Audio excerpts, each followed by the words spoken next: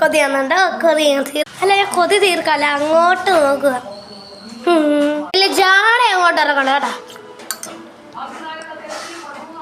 നീ എന്നെ നോക്കുന്നേ? നിന്റെ പൊടി ഇങ്ങനെ ഇരിക്കുന്ന എന്തുവാ? നീ എപ്പോഴും ഇങ്ങനെ.